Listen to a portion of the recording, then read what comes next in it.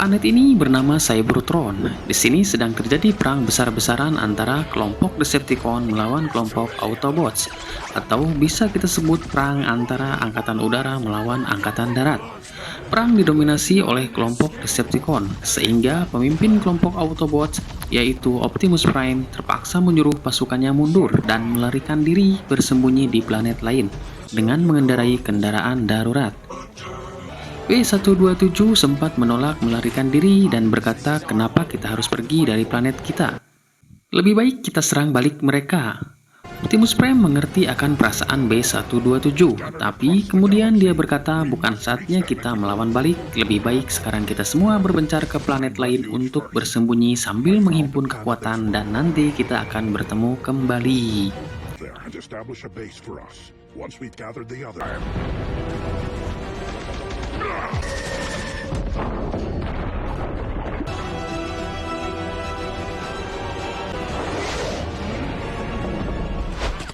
Sekelompok tentara sedang melakukan pelatihan di bumi.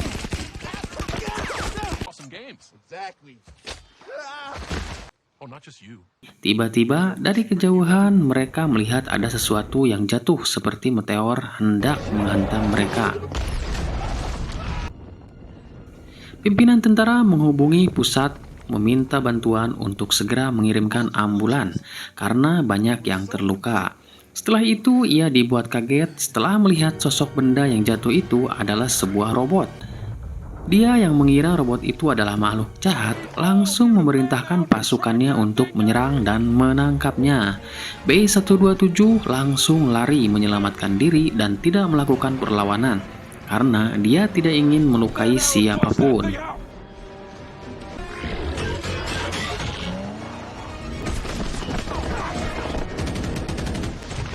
Siapa sangka ternyata B-127 malah berlari menuju camp markas tentara dan di sana banyak tentara berdatangan dan menyerang B-127.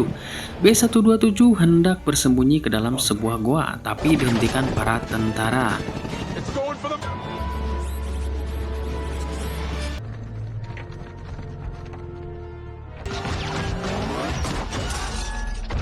B-127 mencoba menjelaskan kalau ini adalah sebuah kesalahpahaman dan dia tidak ingin melukai siapapun. Tiba-tiba dari kejauhan datang pesawat tempur. Sang pemimpin tentara heran karena ia merasa tidak pernah meminta bantuan angkatan udara. B-127 menyuruh mereka semua pergi karena itu bukan pesawat mereka. Dan benar saja, pesawat itu langsung meluncurkan rudal dan menyerang mereka semua tanpa pandang bulu. Seketika pesawat itu langsung bertransformasi dan mulai menyerang B-127. Mereka bertarung sengit hingga B-127 terpojokkan.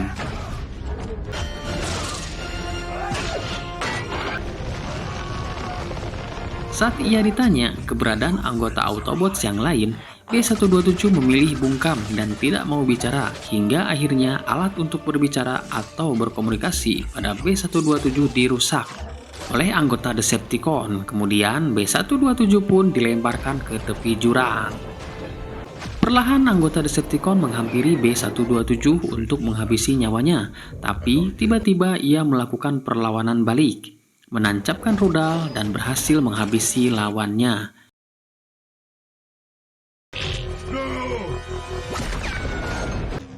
B-127 hampir sekarat dan berjalan ke tepi danau. Di saat-saat terakhir, ia mencoba men-scan mencari wujud mobil yang cocok untuknya, kemudian pingsan. Sebelum melanjut ke alur cerita, bantu Mimin tembus 1000 subscriber dengan cara menekan tombol subscribe. Karena subscribe itu gratis, yang mahal itu harga diri kalian. Terima kasih yang udah subscribe. Tanpa panjang lebar, ini dia alur ceritanya. Check this out.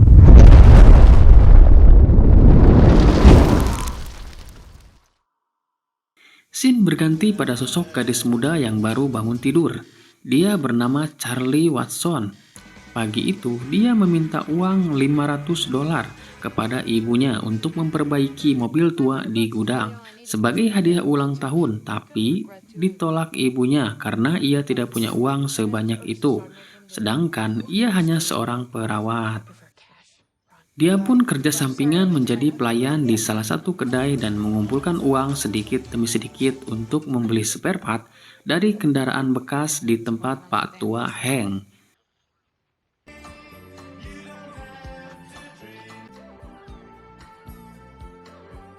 Tak sengaja, ia menemukan mobil tua terbungkus kain dan dia menyebutnya Bumblebee.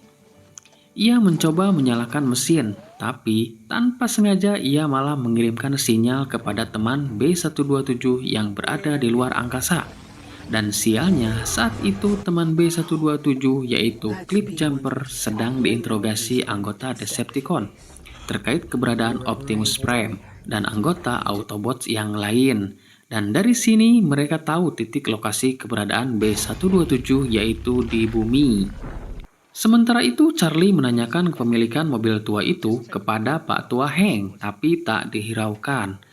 Sesampainya di rumah, ia langsung mencoba memperbaiki mobil miliknya, tapi tetap tidak bisa dan ia memilih untuk menyerah.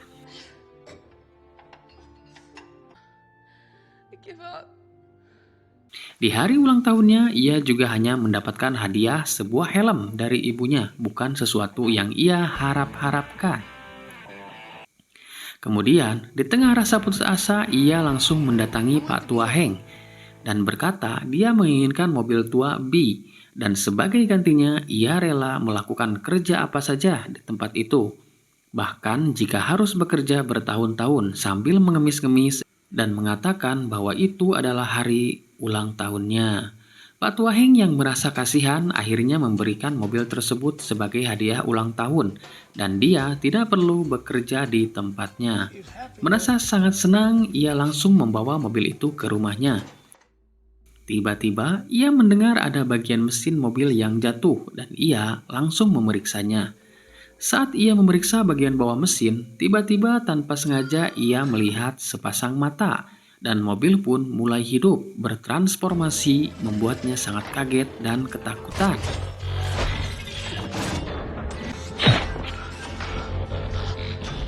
Ia hendak lari keluar, tapi sekilas ia juga melihat mobil itu bertingkah lucu dan seperti merasa takut terhadap dirinya. Akhirnya ia perlahan mencoba memberanikan diri untuk mengajak mobil itu berkomunikasi. Dia memperkenalkan diri sebagai Charlie, dan saat dia menanyakan nama mobil tersebut, dia hanya diam tak berbicara dan hanya berdengung seperti anak lebah. Akhirnya Charlie memberinya nama Bumblebee. Di sisi lain, anggota Decepticon yang menerima sinyal dari B127 atau Bumblebee sudah sampai di bumi.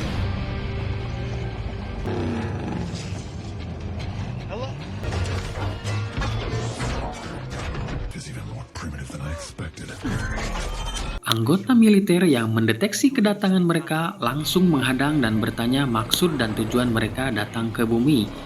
Para Decepticon hendak menyerang, tapi karena mereka tidak tahu letak pasti keberadaan Bumblebee, mereka butuh bantuan para tentara militer untuk akses ke satelit mencari keberadaannya.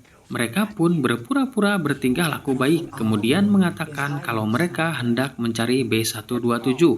Demi keamanan bumi, akhirnya para tentara memutuskan untuk membantu dan membawa anggota Decepticon ke markas. Saat malam tiba, Charlie dan Bumblebee sedang asik ngobrol santai bercanda gurau di garasi sambil menikmati musik. Tiba-tiba masuk Memo melihat wujud robot Bumblebee dan tercengang kaget. Charlie yang melihat Memo kemudian langsung menariknya masuk dan mencoba menenangkan.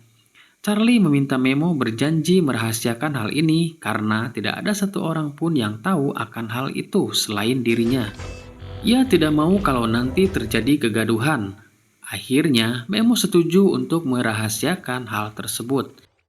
Keesokan harinya, mereka jalan-jalan mengendarai Bumblebee hingga sampai di sebuah tebing tempat orang berkumpul. Di sana ada seorang pria yang hendak melompat terjun dan sedang mencari orang untuk menemaninya. Charlie didorong Bumblebee untuk ikut melompat karena dia dulu adalah seorang atlet terjun dan memperoleh banyak medali. Tapi sejak kematian ayahnya, ia vakum. Si pria langsung lompat terjun dan saat tiba giliran Charlie, ia terdiam, tak berani memilih kembali ke dalam mobil. Teman perempuannya mengejek dan membawa-bawa nama ayahnya yang sudah meninggal dunia. Hal itu membuatnya sangat sedih. Memo mencoba menghibur Charlie dengan mengajaknya balas dendam. Di malam harinya, mereka menjahili mobil si perempuan tersebut dengan melemparkan telur. Charlie menyuruh Bumblebee untuk melakukan hal yang sama. Namun, karena terlalu girang, dia akhirnya lepas kontrol dan malah merusak mobil tersebut sampai alarmnya berbunyi. Dan pemilik mobil langsung keluar rumah. Sontak mereka langsung bergegas lari meninggalkan tempat itu.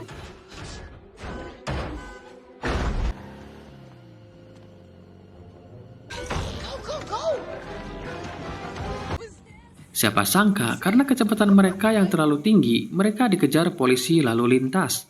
Bumblebee terus menancap gas mencoba lari menghindar dari kejaran hingga akhirnya mobil petugas pun dirusaknya.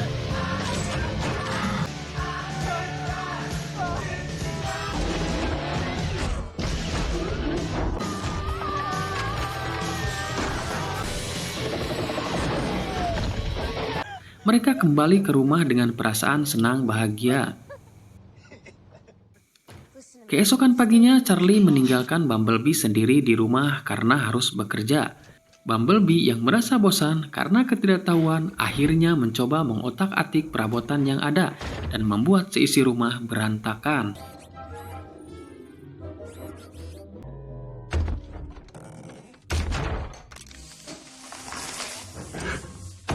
Ia pun tak sengaja mengakses jaringan dan membuat ledakan, menyebabkan para tentara militer mengetahui letak posisi keberadaannya.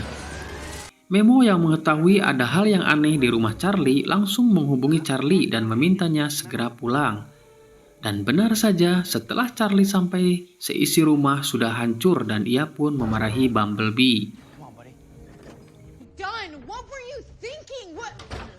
Tak lama kemudian, ketika Charlie dan Memo sedang merapikan isi rumah, ibu Charlie datang. Ibu Charlie marah besar melihat apa yang sudah terjadi di depan matanya. Charlie mencoba menjelaskan dan meminta maaf, dan mereka bertengkar hebat hingga akhirnya Charlie memutuskan untuk pergi dari rumah tersebut. Di tengah jalan mereka dihadang pasukan tentara militer. Bumblebee mencoba menyelamatkan Charlie dan berlari menghindar. Saat mereka mengira sudah aman, tiba-tiba kedua anggota Decepticon datang dan mulai menyerang mereka. Bumblebee semakin terpojok, ditambah para militer juga ikut menyerang menyetrumnya hingga tumbang.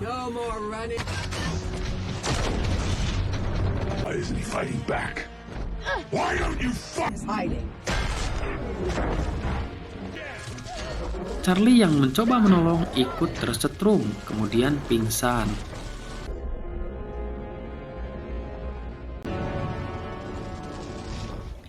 Saat sadar, Charlie sudah ada di rumahnya, di antara para militer. Dan orang tua Charlie menghukumnya untuk tetap diam di kamar, jangan kemana-mana. Charlie bersikeras ingin menolong Bumblebee, dan diam-diam dia menyelinap keluar kamar. Dia mengajak Memo untuk membantunya menyelamatkan Bumblebee. Saat sampai di markas, dia melihat Bumblebee sedang diinterogasi anggota Decepticon. Mereka menanyakan keberadaan Optimus Prime, tapi Bumblebee hanya terdiam. Saat sedang menghajar Bumblebee, tanpa sadar pesan dari Optimus Prime menyala. Optimus Prime menyuruh Bumblebee untuk tetap bersembunyi di bumi, dan dia juga akan segera menyusul ke bumi menemui Bumblebee bersama anggota Autobot yang lain. Mengetahui hal itu, kedua anggota Decepticon langsung menghabisi Bumblebee dan berniat mengirim sinyal memanggil pasukan Decepticon ke bumi. Doktor yang mengetahui niat buruk Decepticon langsung menghubungi pimpinan tentara dan berkata kalau mereka membantu pihak yang salah. Tindakannya pun diketahui para Decepticon dan ia pun tewas di tempat. Para Decepticon pergi mencari tempat untuk mengirim sinyal. Charlie dan Memo langsung menghampiri Bumblebee. Charlie menangis histeris tak terima kepergian Bumblebee dan ia berusaha menyelamatkan Bumblebee dengan memberinya kejutan listrik. Dia terus menembakkan senjata kejut listrik pada Bumblebee berharap ia akan kembali hidup. Namun tindakannya seolah tak menghasilkan apa-apa. Saat ia sudah putus asa, akhirnya Bumblebee kembali hidup dan ia pun merasa sangat senang. Tak lama kemudian, tiba-tiba pasukan militer datang, mencoba menerobos masuk menyerang Bumblebee. Mereka semua terpental karena ledakan. Bumblebee ditarik mundur, mencoba dilumpuhkan.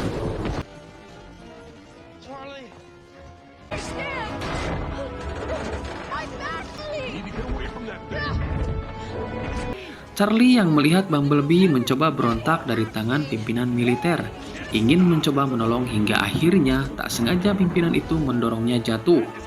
Hal itu dilihat oleh Bumblebee dan membuatnya sangat marah.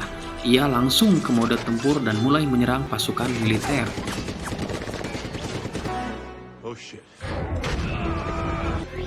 Ledakan terjadi di sana-sini.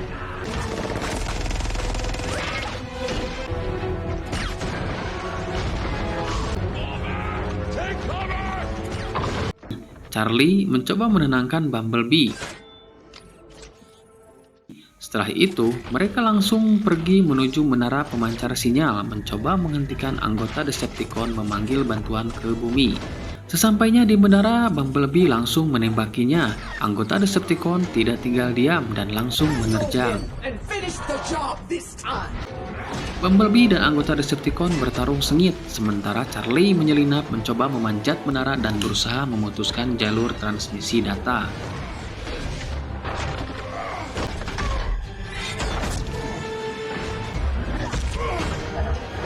Bumblebee berhasil mengalahkan si anggota Decepticon dan menghancurkannya. Tiba-tiba datang pimpinan militer dengan pesawat mencoba membantu menyerang menara.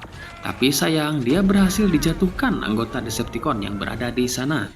Dan saat dia hampir jatuh karena kehilangan kendali, Bumblebee langsung menangkap dan menyelamatkannya.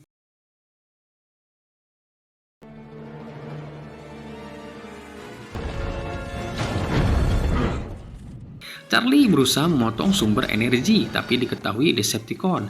Ia hampir diserang. Untung Bumblebee dengan sigap langsung menembaknya. Akhirnya, sambungan energi dan transmisi data berhasil dihentikan Charlie. Anggota Decepticon yang jatuh langsung menghampiri bertarung dengan Bumblebee. Bumblebee terpojok dan hampir kalah. Kemudian, ia menembakkan tembakan terakhir. Decepticon mengira Bumblebee meleset. Ternyata dia sengaja membidik bendungan air dan membuatnya jebol menghantam mereka berdua.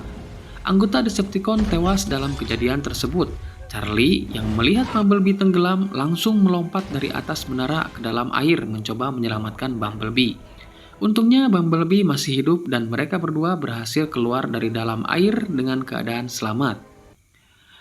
Oke, itu dia alur cerita film kita kali ini. Tetap stay terus di channel ini dan jangan lupa tekan tombol subscribe, like, komen, share, dan nyalakan lonceng supaya tidak ketinggalan update video terbaru. Sampai jumpa di video selanjutnya. See you and bye-bye.